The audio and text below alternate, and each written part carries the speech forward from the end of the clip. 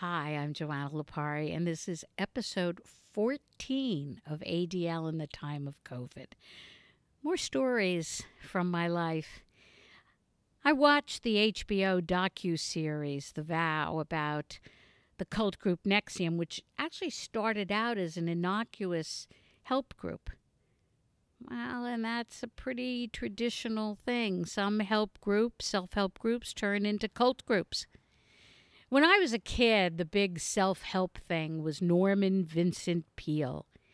Actually, Donald Trump's father was a big proponent of that, and I think they even knew the guy. And they were pretty innocuous until they weren't. I mean, the idea of thinking positive is that you're just better than everybody else. That's a comment there. Then when I got a little older and in my young 20s, a self-help group called EST, Earhart Seminar Trainings, burst on the scene. Werner Earhart, a made-up name, had been a used car salesman, and he had transformed himself into a motivational speaker. And boy, he was good at it. I bet he was a good used car salesman, too. And Werner ran this 3-day seminar. I remember one of the big things was when you were in the hotel room, the lecture room, you weren't allowed to go to the bathroom. But he imparted a lot of good information. It was a mishmash of psychology and different techniques from around the world. But you know what? I learned a lot. I really liked it. I took several courses of EST. And even worked in the office in California when I moved out here, but I never crossed the line into feeling that it was a religion. And that's how a religion becomes a cult. When you believe in the infallibility and the divinity of the leader, which I never did. Well, after EST sort of faded from memory, later on in I guess my early 30s, the big thing was Tony Robbins and the Firewalk.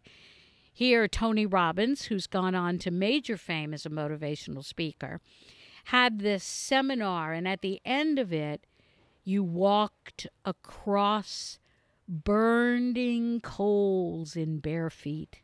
It was terrifying. I did that. And you know what was interesting about it is Tony explained that these were wood embers. And he explained that if you walked at a regular pace across wood embers, it didn't transfer heat like hot pavement or ironwood. And so it was kind of all in your mind, your fear. Well, I walked through those hot coals, and they didn't burn my feet. And I did learn that sometimes fear defies rational thought. Later on, when Tony Robbins was going to write his first book, I was one of the writers that wrote a sample chapter. And I didn't get the job. But Tony wrote me a lovely letter about how good my writing is. And he's gone on to be quite a good motivational speaker. I think even Bill Clinton had him come and talk at the White House. He, too, never transferred himself into a cult leader. So what makes someone become a motivational speaker and then a cult leader? I think it's need. Need and the desire for power. And usually there's sex involved and sexual abuse involved.